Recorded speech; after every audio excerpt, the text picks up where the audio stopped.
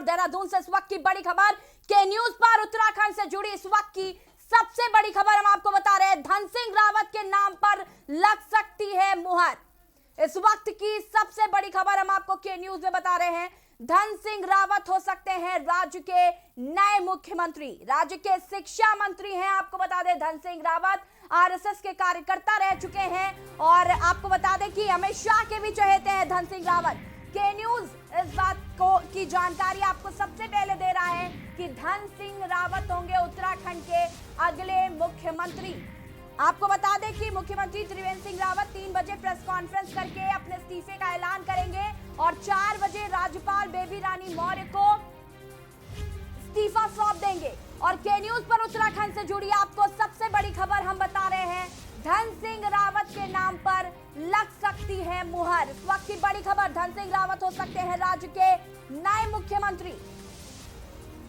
राज्य के शिक्षा मंत्री हैं धन सिंह रावत।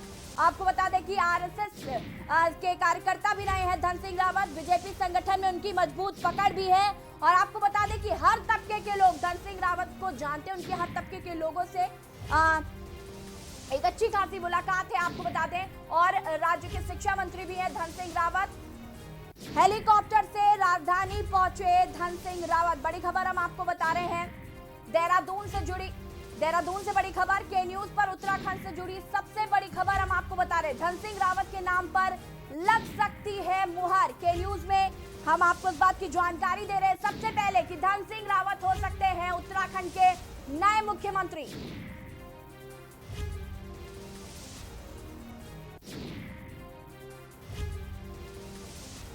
धन सिंह रावत की बीजेपी संगठन में मजबूत पकड़ है।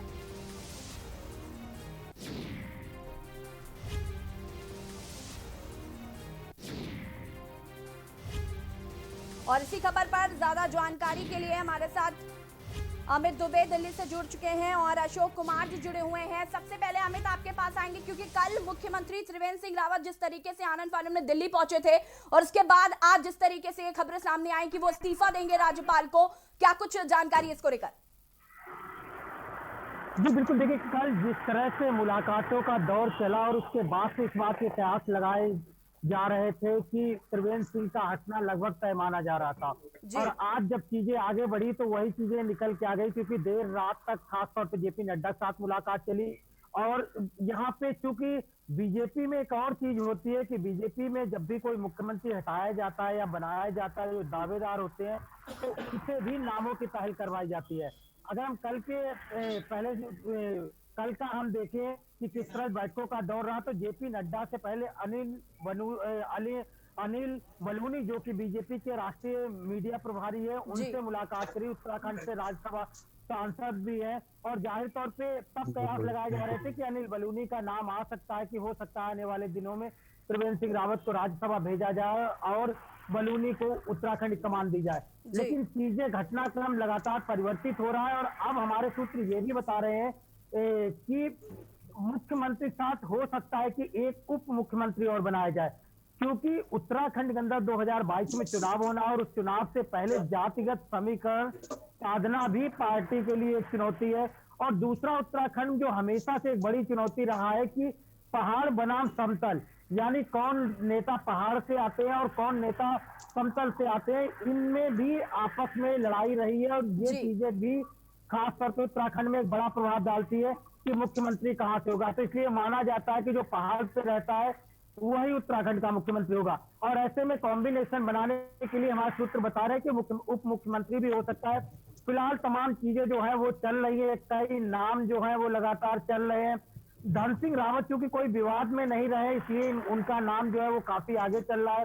हालांकि हमारे सूत्र ये भी बता रहे हैं कि अगर हम दिल्ली की बात करें तो 2 सांसद ऐसे हैं। अजय भट्ट चूंकि प्रदेश अध्यक्ष रहे, जाहिर तौर पर उनके प्रदेश अध्यक्ष के नेतृत्व में ही उत्तराखंड में बीजेपी को 57 सीटें मिली हैं और ऐसे में उत्तराखंड से अजय भट्ट की हम बात करें, अनिल बलूनी की बात करें या इसके साथ में जिस तरह से खासतौर पर यूपी में योगी आदित्यनाथ को प्राथमिकता दी गई थी, इसे देखते हुए सतपाल महाराज के नाम के भी कयास लगाए जा रहे हैं। तो कई सारी चीजें, हालांकि घटनाक्रम जो है वो लगातार चल रहा है। अब से कुछ देर बाद मुख्यमंत्री त्रिवेंद्र सिंह रावत जो है वो प्रेस कॉन्फ्रेंस करेंगे आगे की अपनी रणनीति बनाएंगे कि 4 साल में आखिर उन्होंने क्या कुछ किया उत्तराखंड के लिए और किस तरह का उनका एजेंडा रहा है। लेकिन अब चूंकि राज्यपाल से मिलना तय है, कल की जो विधायकों की बैठक बुलाई गई उस पर भी प्रदेश अध्यक्ष वंशीधर भगत ने मोहर लगा दी है।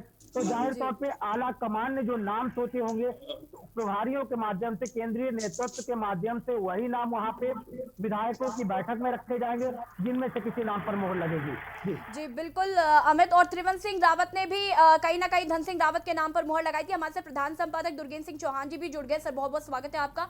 दुर्गेश जी, जिस तरीके से एक सियासी उठापटक हमने उत्तराखंड में देखी और उसके बाद अब ये खबरें आ रही है कि मुख्यमंत्री त्रिवेंद्र सिंह रावत इस्तीफा देंगे, और धन सिंह रावत की खबर हम जिस तरीके से लगातार बता रहे हैं अपने दर्शकों को कि के न्यूज में सबसे पहली खबर हम बता रहे हैं कि धन सिंह रावत उत्तराखंड के अगले मुख्यमंत्री होंगे, क्या कहना है सर?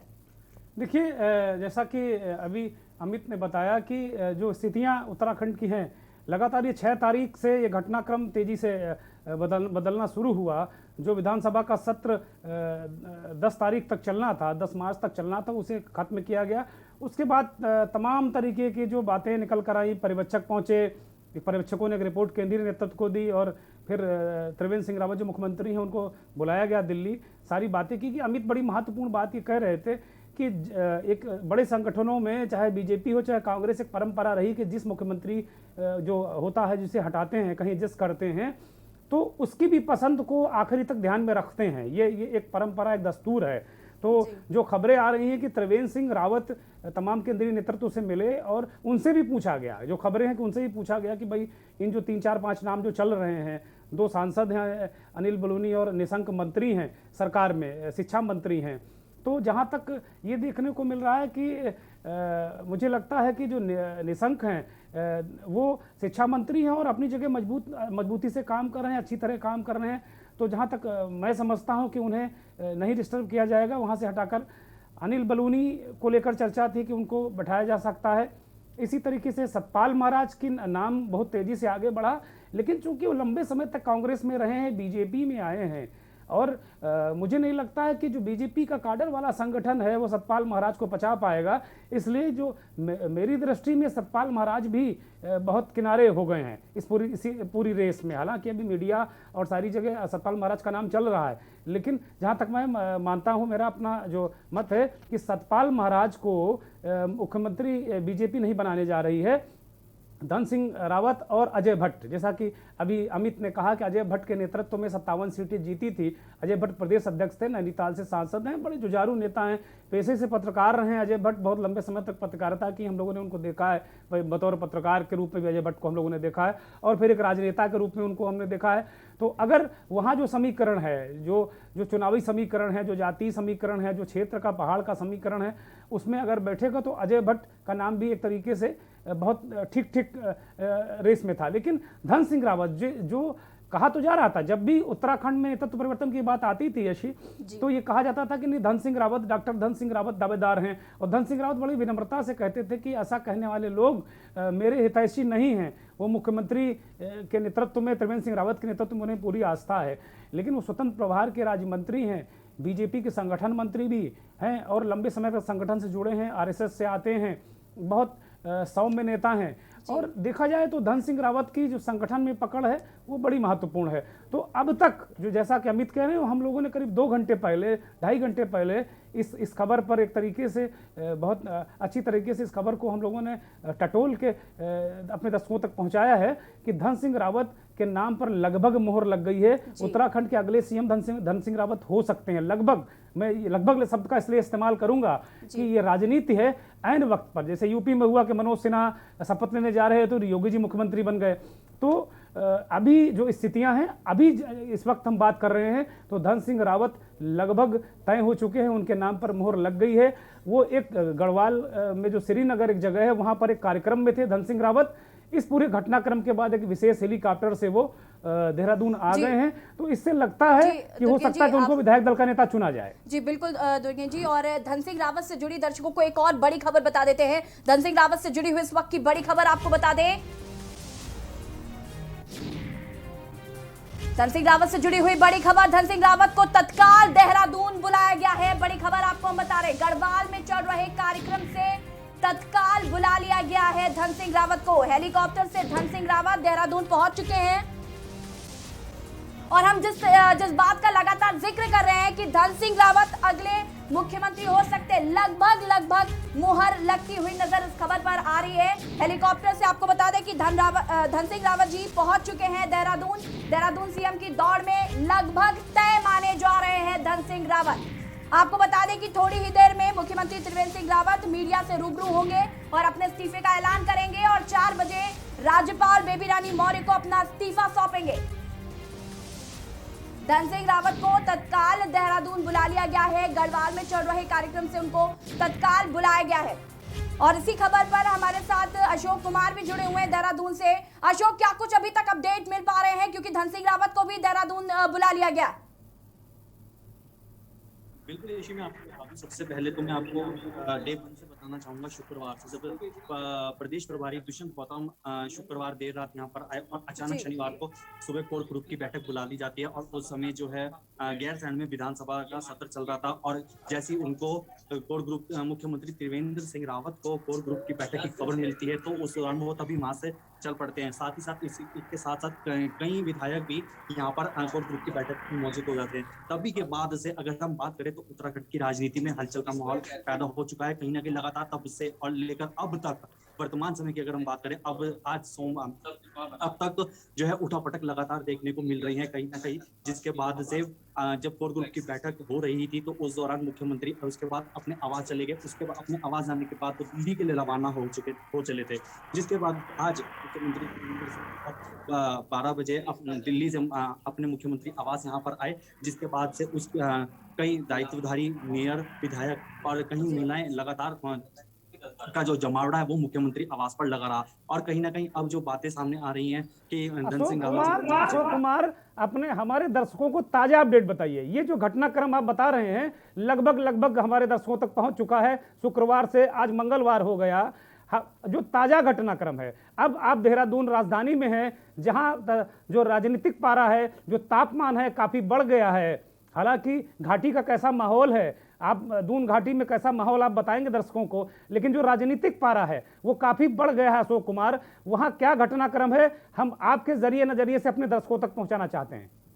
बिल्कुल, मैं अभी आपको बता देता हूं कि यहाँ पर अब से ठीक थोड़ी ही देर में यहाँ पर मुख्यमंत्री ने अभी ये पता इस बात सामने आ रही है कि यहाँ मुख्यमंत्री खुद यहाँ पे मीडिया से रूबरू होंगे। प्रेस कॉन्फ्रेंस यहाँ पर रखी गई है। हम इस समय मुख्यमंत्री आवास में मौजूद है, आप देख सकते हैं। मैं खुद जो जनता दर्शन हॉल है जहाँ पर प्रेस कॉन्फ्रेंस होने वाली है, यहाँ पर प्रेस कॉन्फ्रेंस होगी और उसके बाद ये बातें सामने सारी साफ हो पाएंगी कि जो दिल्ली में जो जेपी नड्डा से वो मिले और जो सांसद से जो उनकी मुलाकात हुई उस दौरान क्या कुछ बातें रही। खुद अभी थोड़ी देर पहले हमारी मुन्ना सिंह चौहान जो कि मुख्य प्रवक्ता हैं, उनसे भी बातचीत हुई और हमने उनसे जब जाना कि जो दिल्ली में जो बातें हुई हैं कि उनके मुख्यमंत्री के बीच और जेपी नड्डा और विधायक सांसद के बीच क्या बातें हुई, तो उसको लेकर उन्होंने साफ तौर पर यह कहा है कि 18 मार्च को जिस तरह से सरकार का 4 साल का कार्यकाल पूरा होना है उसको लेकर चर्चा की गई है। और जैसे कि हम सब जानते हैं कि चुनावी माहौल है और चुनावी माहौल को लेकर भी दौर शुरू हो चुका है, तो लगातार हम यहाँ पर ये कह सकते हैं चुनावी माहौल में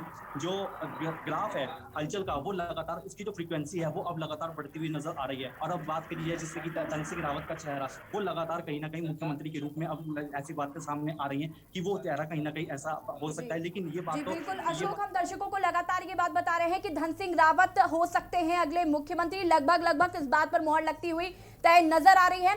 फिलहाल यहाँ पर वक्त हो गया एक छोटे से ब्रेक का, जल्द हाजिर होंगे। आप देख रहे हैं के न्यूज, खबरों का सारथी। उत्तर प्रदेश में योगी सरकार अपने दावे और वादे पर खरी उतरी है। अपने दमदार काम से प्रदेश में विकास की गति देते हुए यूपी को संवार रही है। यूपी में जो 70 सालों से नहीं हुआ उसे योगी सरकार ने 4 सालों में कर दिखाया है। राजकीय विद्यालयों में आधुनिक तकनीक के माध्यम से शिक्षा, प्रतियोगी छात्रों को कोचिंग की सुविधा के लिए मुख्यमंत्री अभ्युदय योजना। बीते 70 सालों में सबसे अधिक विकास योगी सरकार में हुआ है। आगामी 50 सालों के लिए हेल्थ इंफ्रास्ट्रक्चर का आधार तैयार किया। 15 लाख से अधिक लोगों का कोरोना वैक्सीनेशन आयुष्मान योजना में 1.18 करोड़ परिवारों को 5 लाख का कवर दिया। 40 लाख से अधिक प्रधानमंत्री आवास की स्वीकृति और निर्माण। 4 सालों में 4 लाख से ज्यादा युवाओं को सरकारी नौकरी।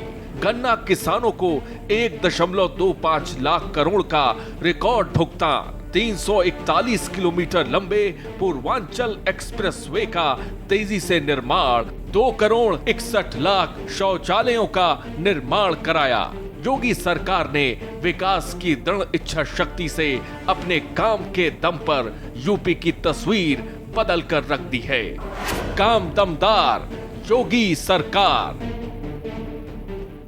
खुदी को आजमाया है तो ये अंदाज आया है, खुदी को आजमाया है तो ये अंदाज आया है। तुम में भी मैं हूं, शुद्ध प्लस पान मसाला।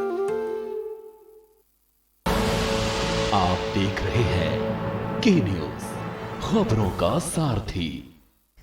ब्रेक के बाद एक बार फिर से आप सभी का स्वागत है और बड़ी खबर आपको देहरादून से बता रहे हैं कि धन सिंह रावत सीएम आवास पहुंच चुके हैं। बड़ी खबर आपको बता रहे हैं, विधायक धन सिंह रावत सीएम आवास पहुंचे। इस वक्त का बड़ा अपडेट आपको हम बता रहे हैं कि विधायक धन सिंह रावत सीएम आवास पहुंचे। उनको गढ़वाल से तत्काल बुलाया गया था देहरादून और वो हेलीकॉप्टर से देहरादून पहुंचे और अब वो सीएम आवास पहुंचे हुए हैं। इस वक्त का बड़ा अपडेट आपको हम बता रहे हैं उत्तराखंड से जुड़ा हुआ।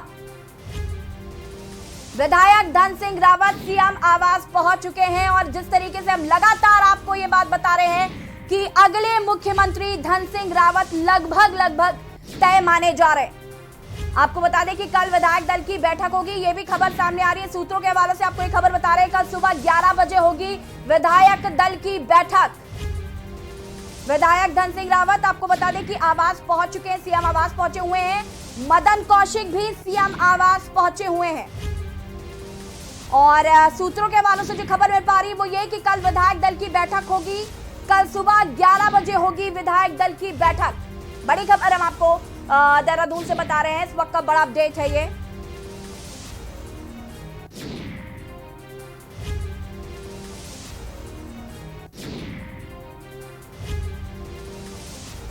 और ऐसी खबर पर हमारे साथ अशोक भी जुड़े हुए हैं। अशोक, धन सिंह रावत पहुंच चुके हैं सीएम आवास। मैं चाहूंगी कि अभी तक के जो ताजा अपडेट है वो आप दर्शकों को बताएं। बिल्कुल यशी, आपको बता दूं जैसे कि हम लगातार जान रहे हैं कि जो धन सिंह रावत का जो चेहरा है वो अगले सीएम के रूप में हमें देखने को मिल सकता है। लगातार सूत्रों के हवाले से ऐसी खबर आ रही है। बात करी जाए, जब धन सिंह रावत अभी थोड़ी ही देर पहले श्रीनगर गढ़वाल में एक कार्यक्रम में उपस्थित थे जहां से उनको तत्काल बुलाया गया, जिसके बाद वो पहले देहरादून पहुंचे। अब वो आज बिल्कुल अभी सीएम आवास पहुंच चुके हैं और ये बातें सामने आ रही है कि धन सिंह रावत, जैसे कि मैंने आपको बताया कि कहीं ना कहीं मुख्यमंत्री का अगला चेहरा घोषित किया जा सकता है कि अगला जो चेहरा होगा वो धन सिंह रावत हो सकते हैं। क्योंकि अगर हम बात करें धन सिंह रावत की, तो धन सिंह रावत का संगठन में मजबूती है, कहीं उनको हम ज्यादा पसंद भी करते हैं। लेकिन यहाँ पर एक बात ये सामने आती है, सबसे बड़ी और महत्वपूर्ण चीज यहाँ पर यह है, अगर ऐसा हो गया तो जब से उत्तराखंड राज्य बना है, इन 20-21 वर्ष पूरे हो चुके हैं, अब तक के कोई भी मुख्यमंत्री अपना 5 साल का कार्यकाल पूरा नहीं कर सका है, सिवाय एनडी तिवारी के। नित्यानंद जो तिवारी थे 2002 से लेकर 2007 तक सिर्फ वही एक ऐसे मुख्यमंत्री रहे थे जिन्होंने अपना 5 साल का कार्यकाल पूरा किया है। लेकिन अब जिस तरह से उत्तराखंड की जो राजनीति है उसमें जो एक बार फिर से चुनावी दौर है, जिस तरह से हलचल का माहौल पैदा हो चुका है, उठापटक लगातार साफ तौर पर देखने को मिल रही है। और अब से ठीक थोड़ी देर में, जैसे कि मैंने आपको पहले भी बताया है कि मुख्यमंत्री त्रिवेंद्र सिंह रावत यहाँ पर प्रेस कॉन्फ्रेंस करने वाले, जिसके बाद सब कुछ साफ हो जाएगा कि क्या कुछ यहाँ पर रहने वाला है। और जिस तरह से अभी एक बात और भी सामने आ रही थी कि वो राज्यपाल से भी 4 बजे उन्होंने मिलने का समय मांगा है, कहीं ना कहीं ऐसे सूत्रों से बातें भी कहीं ना कहीं ऐसे सामने आ रही है। लेकिन इसको लेकर जब हमने मुख्य प्रवक्ता मुन्ना सिंह चौहान से जब पूछा, अशोक, और हम ये बात लगातार दर्शकों को बता रहे हैं कि 3 बजे प्रेस कॉन्फ्रेंस करेंगे मुख्यमंत्री त्रिवेंद्र सिंह रावत और 4 बजे राज्यपाल से मिलेंगे और उन्हें अपना इस्तीफा सौंपेंगे। और इसी बीच आपको बड़ी खबर बता देते हैं देहरादून से, जहां पर मुन्ना सिंह चौहान का बड़ा बयान सामने आया है। सीएम त्रिवेंद्र सिंह 3 बजे पत्रकारों से होंगे रूबरू। बड़ी खबर हम आपको बता रहे हैं। 4 बजे सीएम त्रिवेंद्र सिंह रावत राज्यपाल को देंगे इस्तीफा। आगामी चुनाव को देखते हुए आला कमान से हुई है वार्ता। आपको बता दें कि उत्तराखंड में 2022 को चुनाव होने हैं और 4 साल कार्यकाल के त्रिवेंद्र सरकार को पूरे होने वाले थे 18 मार्च से, लेकिन उससे पहले ही मुख्यमंत्री त्रिवेंद्र सिंह रावत आज 3 बजे पहले तो पत्रकारों से वार्ता करेंगे और इस्तीफे का ऐलान करेंगे और 4 बजे राज्यपाल बेबी रानी मौर्य से मुलाकात कर उनको अपना इस्तीफा सौंपेंगे। आगामी चुनाव को देखते हुए आला कमान से वार्ता हुई। आपको बता दें कि कल आनंद फानन में जब मुख्यमंत्री त्रिवेंद्र सिंह रावत दिल्ली पहुंचे थे तभी से ये कयास लगाए जा रहे थे कि उत्तराखंड में एक भारी फेरबदल देखने को मिल सकता है। जा रहे नहीं जा रहे हैं, इन तमाम सारी चीजों की विस्तृत जानकारी माननीय मुख्यमंत्री जी खुद लगभग 3 बजे आप लोगों को देंगे। हम आपके आभारी हैं कि आप लोगों ने मुख्यमंत्री जी आगमन के समय से लेकर के, एयरपोर्ट से लेकर के, रास्ते से लेकर के और बहुत धैर्य और उसके साथ आप लोग परिश्रम कर रहे हैं और यहाँ पर इंतजार भी कर रहे हैं और सब प्रकार का सहयोग मीडिया को भी प्राप्त है। हम आपके भी आभारी हैं और माननीय मुख्यमंत्री जी ने आप लोगों को धन्यवाद भी ज्ञापित किया इसके। और यहाँ पर मुन्ना सिंह चौहान को आपने सुना जिन्होंने बताया कि वो पत्रकारों से रूबरू होंगे 3 बजे और उसके बाद अपने जो भी विस्तृत जानकारी है वो देंगे, लेकिन कयास लगाए जा रहे हैं कि वो इस्तीफे का ऐलान कर सकते हैं। उसके बाद बेबी रानी मौर्य से मिलकर इस्तीफा सौंपेंगे। बढ़ेंगे आगे, आपको और अपडेट देते हैं कि उत्तराखंड में बीजेपी गुट के अंदर हो रही सियासी गुटबाजी, सीएम की कुर्सी को लेकर विधायकों की नाराजगी पर उत्तराखंड से बीजेपी विधायक पुष्कर धामी ने के न्यूज से बातचीत में क्या कुछ कहा है वो भी आपको सुना देते हैं। बीजेपी विधायक उत्तराखंड से हैं पुष्कर धामी जी। सर, लगातार उत्तराखंड में सियासी सरगर्मी जारी है, सीएम की कुर्सी को लेकर लगातार विधायक नाराज नजर आ रहे हैं। नहीं, नाराजगी जैसी कोई बात नहीं है और हमारी सरकार अच्छा काम कर रही है। पूरे प्रदेश के अंदर बहुत सारे विकास कार्यों को सरकार ने आगे बढ़ाया है। इस सरकार में विकास गति तेजी से हुई है, कोई भ्रष्टाचार नहीं हुआ, किसी प्रकार की कोई बदनामी नहीं, कोई दाग नहीं, कोई धब्बा नहीं। लगातार सरकार के काम चल रहे हैं और 18 मार्च को हमारी सरकार के 4 साल पूरे हो रहे हैं। उसमें बहुत सारे आयोजन होने हैं, बड़े बड़े आयोजन होने हैं, जनता के बीच हम लोग जाएंगे। हमारा मजबूत संगठन है, हमारी पार्टी एक अनुशासन के आधार पर चलने वाली कैडर आधारित पार्टी है और इसमें हमारे यहाँ कार्यकर्ताओं को लगातार सम्मान दिया जाता है। कार्यकर्ता की भी उतनी ही पकड़ होती है जितनी की जो है कि हमारे उच्चाधिकारियों की। आपको क्या लगता है सीएम की जो कुर्सी है सेफ रहेगी उत्तराखंड में? देखिए, अभी ऐसी कोई बात नहीं है।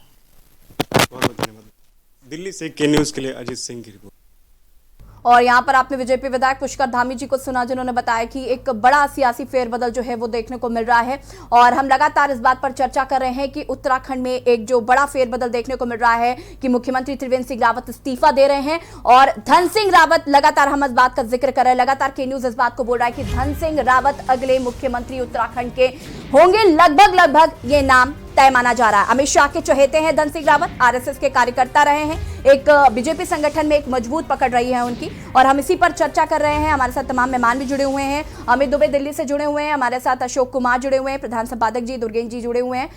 दुर्गेश जी, जिस तरीके से अभी इस बात का जिक्र अशोक भी कर रहे थे कि उत्तराखंड में ये एक बड़ा इत्तेफाक है कि सिर्फ तिवारी जो है उनको छोड़कर कोई भी ऐसा व्यक्ति है जिसका कार्यकाल पूरा हुआ। निश्चित तौर पर नित्यानंद स्वामी पहले मुख्यमंत्री थे उत्तराखंड राज्य के। पहली बार बीजेपी वहां सत्ता में आई तो राज्य बनने के बाद बीजेपी ही पहली बार वहां सत्ता में आई और नित्यानंद स्वामी जो उस समय नित्यानंद स्वामी उत्तर प्रदेश विधान परिषद के चेयरमैन थे और वो उत्तराखंड गए थे, उत्तराखंड के पहले मुख्यमंत्री हुए थे।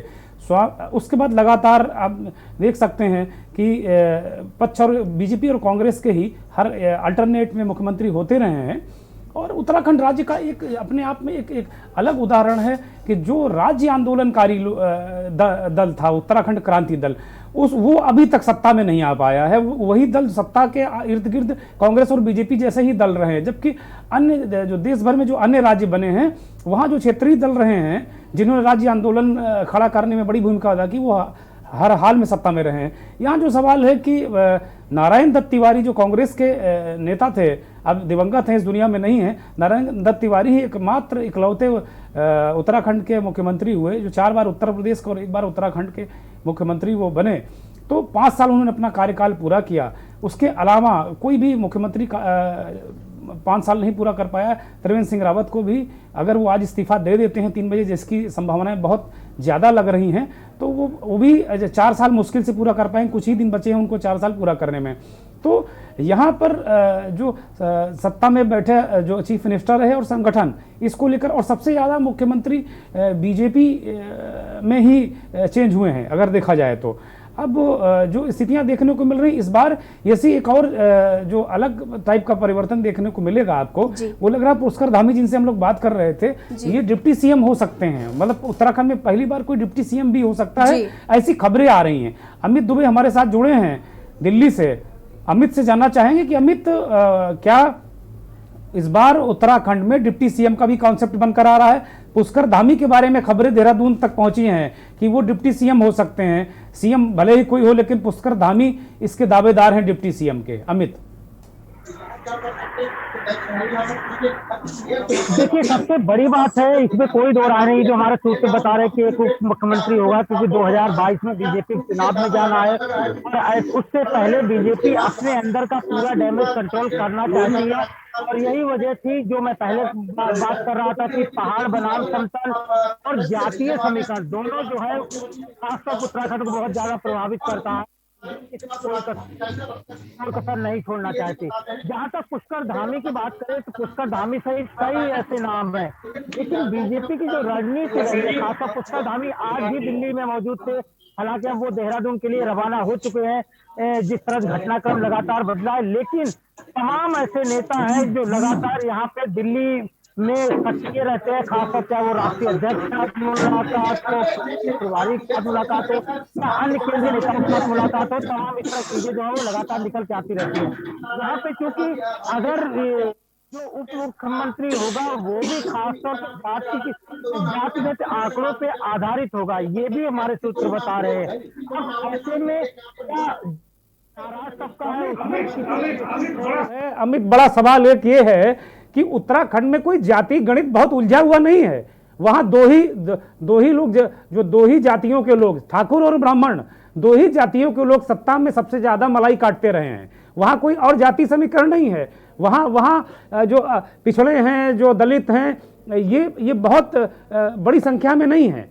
वहाँ केवल जो क्षत्रिय हैं और जो ब्राह्मण हैं, यही दो जो पहाड़ों में, इन्हीं दो के इर्द गिर्द जो मुख्यमंत्री की कुर्सी और जो मंत्रियों का जो अनुपात है, इन्हीं के इर्द गिर्द आता है। तो अगर धन सिंह रावत चीफ मिनिस्टर हो रहे हैं, अगर, क्योंकि अभी तक घोषणा नहीं हुई है और कल विधायक दल की बैठक है 11 बजे, उसमें अगर वो नेता चुन लिए जाते हैं तो मुख्यमंत्री होंगे।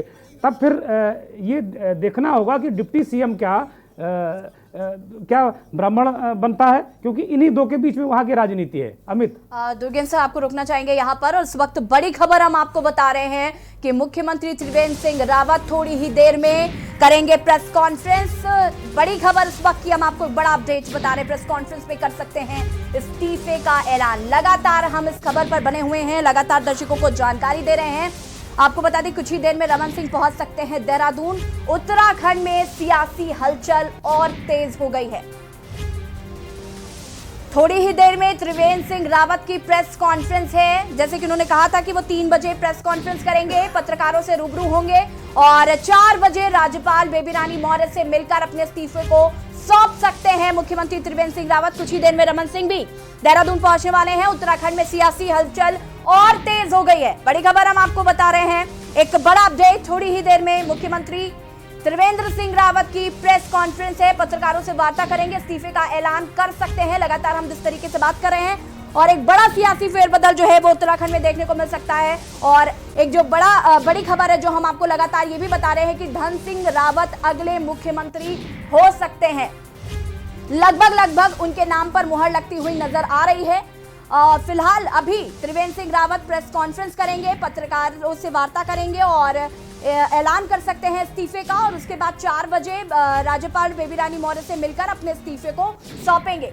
उत्तराखंड में सियासी हलचल और तेज हो गई है और थोड़ी ही देर में मुख्यमंत्री त्रिवेंद्र सिंह रावत प्रेस कॉन्फ्रेंस करेंगे और अपने इस्तीफे का ऐलान कर सकते हैं। प्रेस कॉन्फ्रेंस में कर सकते हैं इस्तीफे का ऐलान और 4 बजे राज्यपाल से मिलकर अपना इस्तीफा सौंपेंगे। और आपको बता दें कि कुछ ही देर में रमन सिंह भी पहुंच सकते हैं देहरादून। उत्तराखंड में सियासी हलचल और तेज हो गई है और जैसे कि हमारे अभी प्रधान संपादक जी भी इस बात को बता रहे थे कि इस बार उत्तराखंड में जो बड़ा बदलाव देखने को मिलेगा वो ये कि उत्तराखंड में इस बार डिप्टी सीएम भी होंगे और पुष्कर धामी हो सकते हैं अगले डिप्टी सीएम।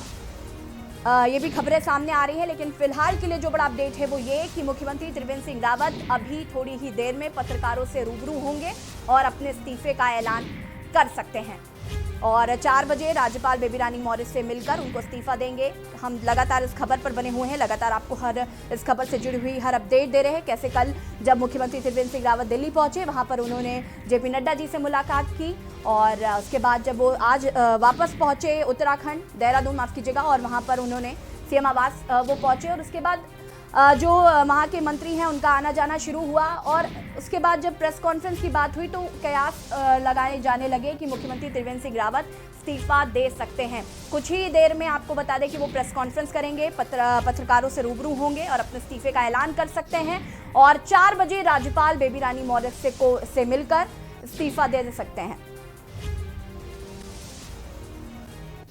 और लगातार इस खबर पर बने हुए हैं, हमारे साथ तमाम मेहमान भी जुड़े हुए हैं। दिल्ली ब्यूरो चीफ अमित दुबे जुड़े हुए हैं, अशोक कुमार जी जुड़े हुए हैं, हमारे प्रधान संपादक दुर्गेन्द्र चौहान जी जुड़े हुए हैं और हमारे साथ राजेश वर्मा भी जुड़ चुके हैं। राजेश जी, अभी तक का सबसे बड़ा अपडेट क्या कुछ मिल पा रहा है, आपसे जानना चाहेंगे, दर्शकों को बताइए।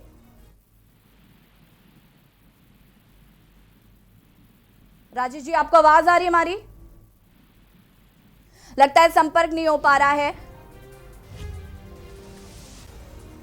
बड़ी खबर हम आपको बता रहे हैं, उत्तराखंड में सियासी हलचल और तेज हो गई है।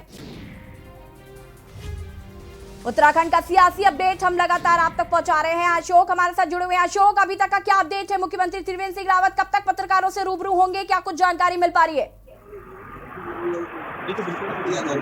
मैंने आपको पहले भी बताया है कि अब से ठीक थोड़ी ही देर में खुद मुख्यमंत्री त्रिवेंद्र सिंह रावत मीडिया से रूबरू होने वाले हैं और जैसे कि मैं आपको पहले भी एक बात और भी बताई है, 4 बजे मुख्यमंत्री राज्यपाल से मिलेंगे, उससे पहले मीडिया के सामने वो अपना पक्ष रखेंगे और इस दौरान जब वो दिल्ली दौरे पर गए और जेपी नड्डा से और अनिल बलूनी से वो मिले और इस दौरान क्या कुछ उनके बीच बातचीत हुई, क्या कुछ उनके लिए वार्तालाप हुई है इनके बीच, वो सब चीजें आज स्पष्ट हो जाएगी। ठीक उससे थोड़ी देर बाद सारी चीजें वो मीडिया के सामने आ जाएंगी कि क्या कुछ उनके बीच बातें हुई हैं और एक बात यह है, जिस तरह से लगातार जो दिलचस्प माहौल पैदा हो रहा है, कहीं ना कहीं इस प्रेस कॉन्फ्रेंस के बाद अपने आप में एक बहुत बड़ी सुर्खियां हुई है। जी अशोक, बिल्कुल हमारे साथ प्रधान संपादक दुर्गेन्द्र जी भी जुड़े हुए हैं। दुर्गेन्द्र जी, जिस तरीके से हम लगातार हर अपडेट दे रहे हैं दर्शकों को, बात अगर हम 2022 के चुनावों की भी करें, 2022 में उत्तराखंड में चुनाव होने हैं और ऐसे में आज जब मुख्यमंत्री त्रिवेंद्र सिंह रावत इस्तीफा सौंपने जा रहे हैं और ये बात लगभग तय है कि धन सिंह रावत अगले मुख्यमंत्री होंगे, इसका कितना असर उत्तराखंड पे पड़ सकता है, कितना एक बड़ा बदलाव हम देखेंगे? नहीं, निश्चित तौर पर ये कहा जा रहा है कि जो मौजूदा मुख्यमंत्री हैं उनको लेकर एक मुख्यमंत्री विरोधी खेमा एक भारतीय जनता पार्टी के अंदर ही लगातार काफ़ी दिनों से, लगभग 1.5 साल से इस बात को लेकर कह रहा था कि मुख्यमंत्री सुनते नहीं हैं विधायकों की, जनता के हम काम कैसे करावें, उनका जो एक अंदाज है उसको लेकर तमाम शिकायतें जो विधायकों की थी, विधायकों का एक गुट, मैं सारे विधायकों की बात तो नहीं करूंगा लेकिन विधायकों का एक गुट इस बात को लेकर बार बार इस बात को कह रहा था कि उत्तराखंड में नेतृत्व परिवर्तन होना चाहिए और इस गुट के पीछे कई नाम हैं जो दावेदार थे, वो नाम भी इस गुट को हवा देने में निश्चित तौर पर रहे हैं, इसमें कहीं कोई संदेह नहीं। सतपाल महाराज उसमें सबसे आगे रहे हैं, हालांकि ये पता नहीं वो कैसे पूरी मुहिम चला रहे थे, क्योंकि बीजेपी एक ऐसा संगठन है कि किसी दूसरे दल से हाल में आए, अभी बहुत दिन नहीं हुए सतपाल महाराज को भारतीय जनता पार्टी में आए, उनको मुख्यमंत्री बना देगा। लेकिन सतपाल महाराज हों, चाहे निशंक का गुट हो, चाहे बलूनी का गुट हो, जितने लोग हैं, ये इनका एक ये था कि त्रिवेंद्र सिंह रावत को किसी तरीके से बदला जाए। इस बात नेतृत्व परिवर्तन को लेकर मांग उठती रही। बीच बीच में लोगों ने धन सिंह रावत का नाम उछाला, लेकिन धन सिंह रावत राजनीति की बहुत माहिर खिलाड़ी हैं। उत्तराखंड बीजेपी के वो संगठन मंत्री भी हैं और संगठन में वो संघ के स्वयं सेवक रहे हैं, लंबे समय तक संघ में काम किया है। तो जो संघ की शिक्षा दीक्षा है उसका भरपूर इस्तेमाल उन्होंने भारतीय जनता पार्टी की जो राजनीति है उसमें किया है उन्होंने। और वो 4-4, 5-5 विभागों के मंत्री हैं। वास्तव में जो धन सिंह रावत का एक ऐसा चेहरा है वहाँ उत्तराखंड में कि वो उनसे, चाहे विधायक हो चाहे कार्यकर्ता हो, वो बहुत ही मतलब अगर कोई उनसे भिड़ने की भी कोशिश करता है, उनकी खासियत ये है तो वो बड़े मुस्कुरा के टाल कर निकल जाते हैं। जबकि त्रिवेंद्र सिंह रावत के साथ ऐसा नहीं है, वो रिएक्ट करते हैं। वो निश्चित तौर पर एक अच्छे संगठक हैं, अच्छे प्रशासक हैं, लेकिन ये बार बार उन पर आरोप लगता रहा है कि वो संगठन को लेकर चलने वाले अच्छे नेता नहीं हैं, अच्छे पॉलिटिकल चीफ मिनिस्टर नहीं हैं। ये पॉलिटिकल बात कही जाती रही है, राजनीतिक मुख्यमंत्री नहीं हैं। और इसी बात को निशाना बना के, इसी बात को आड़ लेकर उन नेतृत्व परिवर्तन की बात हो रही थी। और अंततः जो त्रिवेंद्र सिंह के जो विरोधी हैं वो अपने मकसद में कामयाब होते नजर आ रहे हैं, अगर त्रिवेंद्र सिंह रावत 3 बजे इस्तीफे का ऐलान करते हैं। जी बिल्कुल दुर्गेन्द्र सर, अगर हम बात करें जिस तरीके से त्रिवेंद्र सिंह रावत को लेकर आपने जैसे बताया कि लगातार उनको हटाने की मांग की जा रही थी, कुछ लोग नाखुश नजर आ रहे थे। जब जेपी नड्डा उत्तराखंड दौरे पर थे और वो पहुंचे थे तो उन्होंने विधायकों को समझाने की भी बहुत कोशिश की थी, उन्होंने विधायकों से बातचीत की थी, लेकिन शायद वो समझाने में नाकामयाब रहे लगातार, क्योंकि जिस तरीके से विरोध हो रहा था और वो कहीं ना कहीं लगातार बढ़ता ही जा रहा था। नहीं, जेपी नड्डा के दौरे से अगर बहुत बारीकी से देखें आप तो जेपी नड्डा के दौरे से ही ये लगभग तय हो रहा था कि त्रिवेंद्र सिंह रावत उत्तराखंड के मुख्यमंत्री नहीं रहेंगे। ये लगभग तय हो रहा था। अगर जो जेपी नड्डा का जो दौरा था उसका अगर पूरा विश्लेषण या विवेचन हम करें, देखें तो उस दौरे में त्रिवेंद्र सिंह रावत को उतनी अहमियत जेपी नड्डा ने नहीं दी थी। उस पूरे दौरे में उस जो सरकारी जो उनका कार्यक्रम था, चाहे हरिद्वार का कार्यक्रम रहा हो चाहे देहरादून का रहा हो, मुख्यमंत्री जरूर थे, लेकिन जेपी नड्डा ने बहुत गोलमोल बातें की थी वहाँ पर। और उन्होंने एक इशारों में बताने की कोशिश की थी कि जो असंतुष्ट खेमा है उसकी बातें कहीं हद तक ठीक हैं और मुख्यमंत्री को अपनी कार्यशैली में सुधार लाना चाहिए। लेकिन जहाँ तक जो त्रिवेंद्र सिंह रावत को जानने वाले लोग हैं यशी, वो स्पष्ट कहते हैं कि वो झुकना नहीं जानते हैं। वो एक अलग तरीके के नेता हैं। वो राजनीति करने के लिए राजनीति नहीं करते। उनका एक अंदाज है अपना, और उसी अंदाज से वो उन्होंने लगभग 4 साल उन्होंने उत्तराखंड की सत्ता को चलाया है, बेहतरीन काम किया है। काम में कहीं आप जनता के फ्रंट पर आप देखें तो वो एक लोकप्रिय मुख्यमंत्री हैं, लेकिन संगठन और विधायकों की दृष्टि से वो मुझे लगता है कि उनके अपेक्षाओं पर बहुत खरे नहीं उतरे हों। लेकिन जनता, उत्तराखंड की जो जनता जनार्दन है, उस पर अगर उनका कोई पैमाना है, अगर जनता पैमाना है, तो त्रिवेंद्र सिंह रावत एक खरे मुख्यमंत्री उतरे हैं, इसमें कहीं कोई शक नहीं है। बिल्कुल दुर्गेन्द्र जी, बात अगर हम विपक्ष की करें तो जब से मुख्यमंत्री त्रिवेंद्र सिंह रावत के इस्तीफे की बात हुई है तब से विपक्ष में भी काफी कौतूहल देखने को मिल रहा है। नहीं, निश्चित तौर पर विपक्ष, पूर्व मुख्यमंत्री हरीश रावत ने भी निशाना साधा। कल उन्होंने तमाम बातें कही हरीश रावत ने, तो हम अपने दर्शकों से को इस बात को लगातार बता रहे हैं कि जो हरीश रावत ने भी निशाना साधा है। लेकिन त्रिवेंद्र सिंह रावत एक सबको लेकर चलने की उन्होंने कोशिश जरूर की है। अब उनके साथ कौन चल पाया कौन नहीं चल पाया, कमी किसकी रही, ये बात दीगर है। लेकिन मैं फिर कहूंगा कि जो जनता के फ्रंट पे उत्तराखंड के जनता जनार्दन के कामों के लिए अगर देखा जाए तो त्रिवेंद्र सिंह रावत का कार्यकाल बेहतरीन कार्यकाल है और इसमें कहीं कोई किंचित मात्र संदेह नहीं है। अगर देखें तो त्रिवेंद्र सिंह रावत एक ऐसे अच्छे प्रशासक के रूप में उन्होंने बहुत प्रशासनिक तौर पर अपनी दक्षता को दिखाया, और जो जिस तरीके से शासन सत्ता को चलाया जाना चाहिए, जो दृढ़ इच्छा शक्ति होनी चाहिए, जो एक शासक को एक कठोर अगर निर्णय वो लेता है तो फिर उस निर्णय पर अडिग रहना चाहिए, चाहे कोरोना का मसला हो चाहे अन्य मसले रहे हों। उन्होंने राज्य का जो प्रशासन है उसे बहुत धमक के साथ, पूरी हनक के साथ चलाया है, इसमें कहीं कोई संदेह नहीं। लेकिन जो मैं फिर कहूँगा कि वही चीज़ें आ रही हैं कि जो लोग थे उनके इर्द गिर्द के लोग भी उनसे नाराज हो गए थे, जिन लोगों ने बहुत अपेक्षाएं पाल रखी थी। तो त्रिवेंद्र सिंह रावत कहा करते हैं, उनके करीबी लोगों से मेरी कई बार बातचीत भी हाल में हुई जब ये घटनाक्रम चल रहा था, तो त्रिवेंद्र सिंह रावत कहते हैं कि मैं एक बोरा लेकर आया था, बोरे में सो जाऊंगा। चिंता वो लोग कर रहे हैं जो बहुत लग्जरी लाइफ जीते हैं, जो बड़ी शानदार जिंदगी जीते हैं, उनको चिंता है। हम तो बोरे पर सोने वाले कार्यकर्ता हैं, पार्टी के लिए, संघ के लिए, संगठन के लिए बोरे पर सोए हैं। हम वापस बोरा उठाएंगे और अपने घर चले जाएंगे।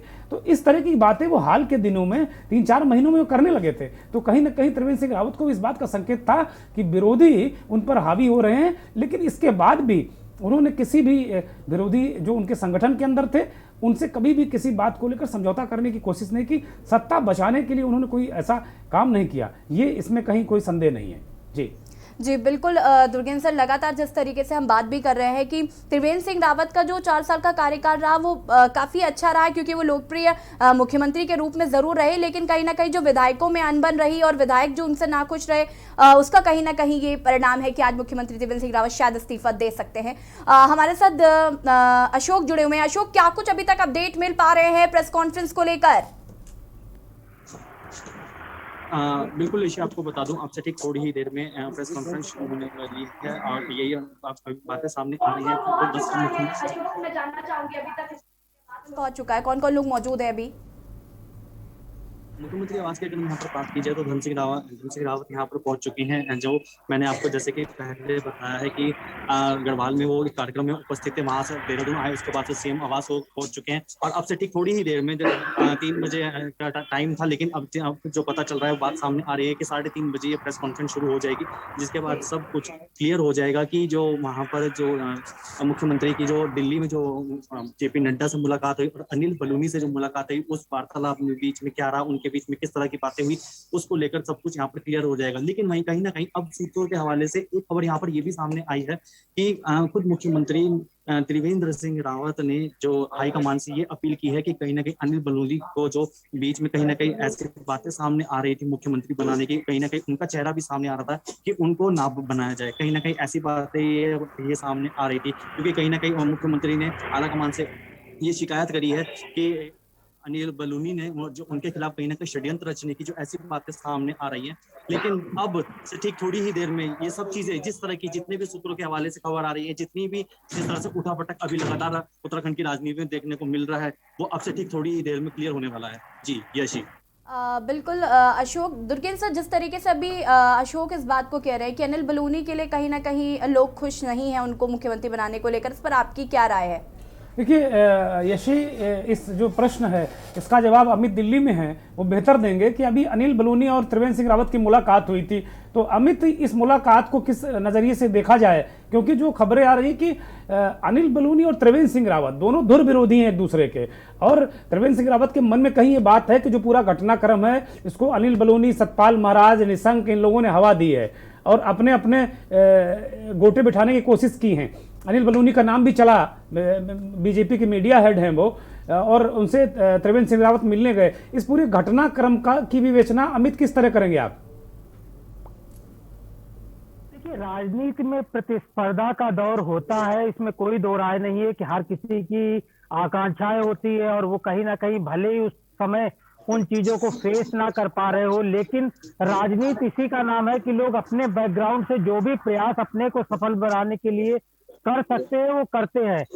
कई बार हमारी जब खुद अनिल बलूनी से बात हुई, जब राज्यसभा सांसद बने थे, उसके बाद मैंने जब उनसे पूछा, मैंने बोला कि अब आप केंद्रीय कैबिनेट में भी आ जाएंगे, तो उन्होंने मना नहीं किया। और हमारे साथ में कई और पत्रकार भी मौजूद थे, तो उनसे जब पूछा गया कि आप केंद्रीय कैबिनेट में आना चाहेंगे, तो उन्होंने बोला कि राजनीति में हम इसीलिए आए और हर कोई चाहता है कि केंद्रीय कैबिनेट में बने, मुख्यमंत्री बने, मतलब जितना आगे बढ़ सकते हैं उतना बढ़े। तो जाहिर तौर पे वो एक ऐसे नेता थे जिन्होंने अपनी बात जो है वो साफ तरह से ऑफलाइन जो है लोगों के सामने रखी, खुद मेरे सामने रखी। तो इस तरह की चीजें जो है वो राजनीतिक घटनाक्रम होता है, भले लोग ऑनलाइन कुछ ना बोले लेकिन सारी चीजें होती है।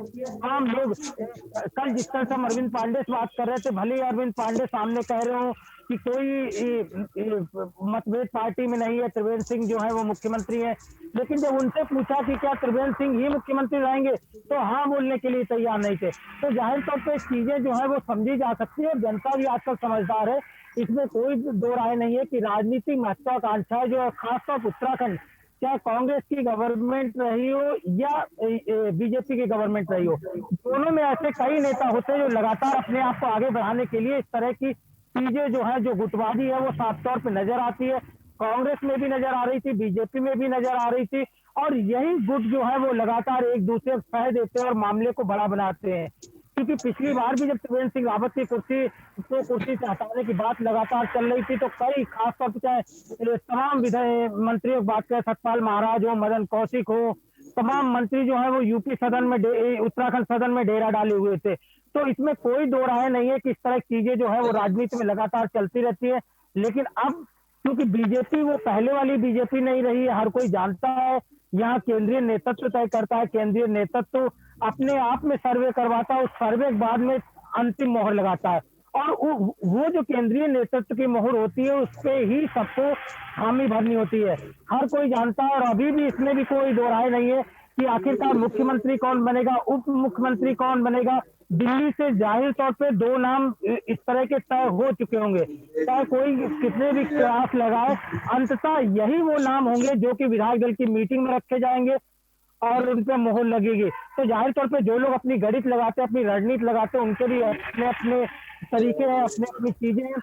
लेकिन जिस बात को मैं कह रहा हूँ कि लगातार, क्योंकि अब बीजेपी में वो चीजें नहीं है, बीजेपी में गिने चुने लोग हैं जो कि नामों पे मोहर लगाते हैं। कल हमने देखा जेपी नड्डा किस तरह से अमित शाह से मिलने के पार्लियामेंट, पहले अमित शाह से मिलते हैं, मुलाकात होती है और उसके बाद फिर जब घर आते हैं तो उसके बाद मुख्यमंत्री से बात होती है। तो जाहिर तौर पर रणनीति कहाँ से तय होती है, नींव कहाँ से पड़ी है, हर कोई जानता है। तो तमाम चीजों के लगातार कयास लगाए जा रहे हैं, लेकिन इसमें कोई दो राय नहीं कि पार्टी वो सारे कदम उठाने के लिए तैयार है जिससे कि पार्टी अपने आप को मजबूत रख सके। जी अमित, अगर उत्तराखंड की बात की जाए, एक ये वास्तव में ये नौबत आई क्यों, वो क्या क्या मुख्य बिंदु रहे जो उत्तराखंड में बीजेपी को नेतृत्व परिवर्तन करना पड़ रहा है?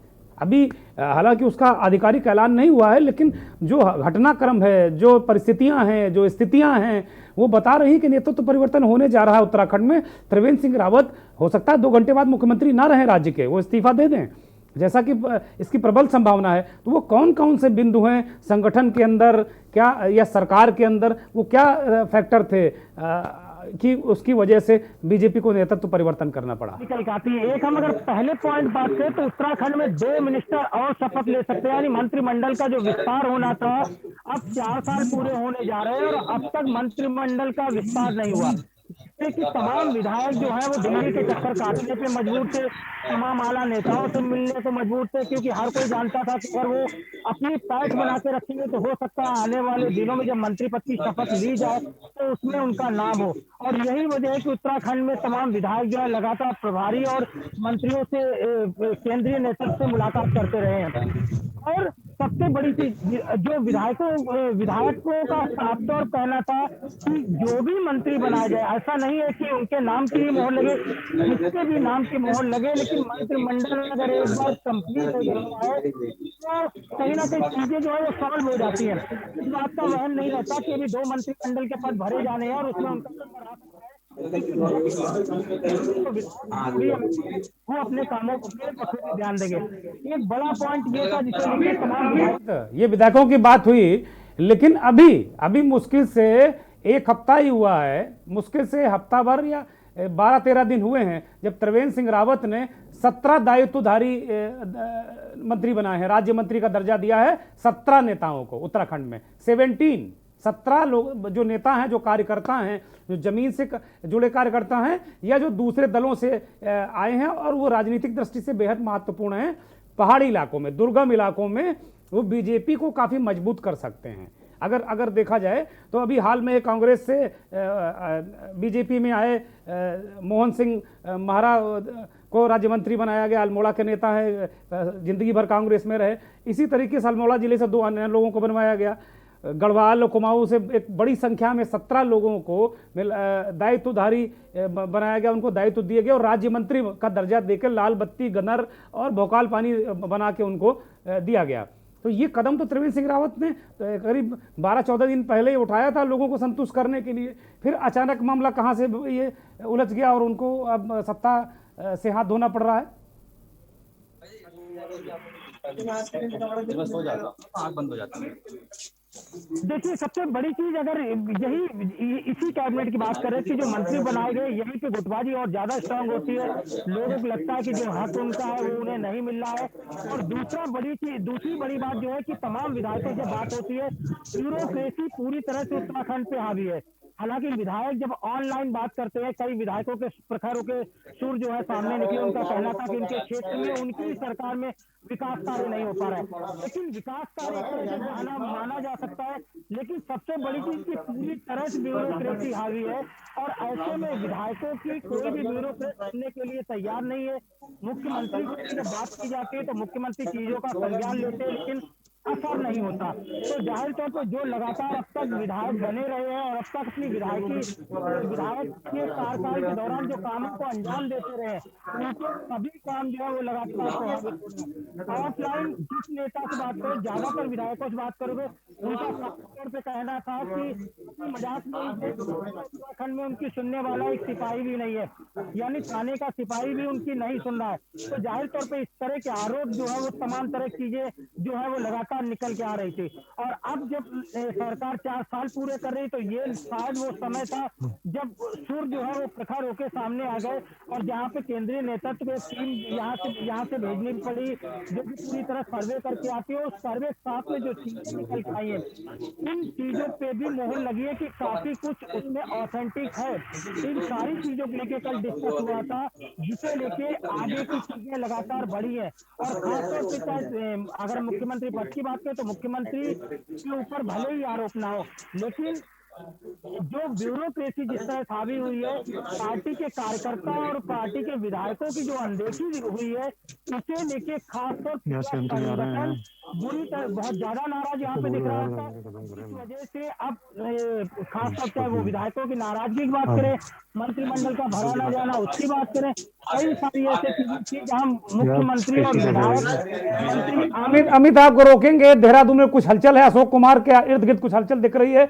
अशोक, क्या हलचल है, क्या कुछ घटनाक्रम हो रहा है वहां पर, बताएं दर्शकों को। बिल्कुल, आपको बता दूं, कहीं ना कहीं अभी अभी ऐसी खबर यहाँ पर सामने आ रही है कि बस अब से कुछ ही देर में मुख्यमंत्री अपने आवास से वहां से निकल चुके हैं और जनता दर्शन हॉल में पहुंचने वाले हैं, जहाँ पर वो प्रेस कॉन्फ्रेंस करने वाले हैं। क्या मैं आपको यहाँ पर दिखाना चाहूंगा तस्वीरों के माध्यम से। इस गेट से देवेंद्र सिंह रावत यहाँ पर आएंगे और यहाँ पर ये मेरा दाएं और देख सकते हैं जनता दर्शन हॉल है, जहाँ पर वो प्रेस कॉन्फ्रेंस करने वाले हैं। और कहीं ना कहीं ऐसा हलचल का माहौल बनना हुआ है। यहाँ पर जो सिक्योरिटी है वो भी लगातार यहाँ पर देख रही है, यहाँ पर ऑब्जर्व कर रही है चीजों को, कि अभी ऐसी कोई सूचना यहाँ पर मिल रही है। क्योंकि अभी बीच में जो हलचल यहाँ पर हुई थी, तो ऐसी बातें सामने आ रही थी कि मुख्यमंत्री आने वाले हैं। क्या अब थोड़ी ही देर में पता चल जाएगा कि मुख्यमंत्री भी कहाँ पर आए, और अब से ठीक 5 मिनट बाद यहाँ पर जो है प्रेस कॉन्फ्रेंस यहाँ पर शुरू हो जाएगी और जो सारी बातें हैं कि क्या कुछ रहा है और वो मीडिया के सामने यहाँ पर रखी जाएंगी।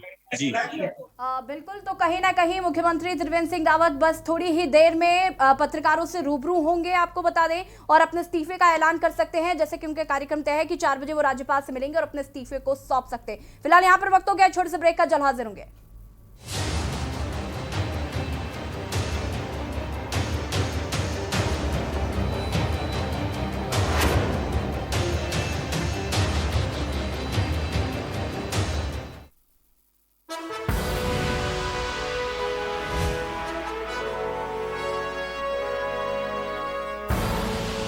आप देख रहे हैं के न्यूज, खबरों का सारथी। खुदी को आजमाया है तो ये अंदाज आया है, खुदी को आजमाया है तो ये अंदाज आया है। तुम में भी मैं हूं, शुद्ध प्लस पान मसाला। GGS Education Group launches 20% discount on academic fee of courses MBA, BBA, BCA, BFSI and GM, D Pharma, B Pharma. Offers best infrastructure, best transport facility, best academic service and best placement service. Register today to avail 20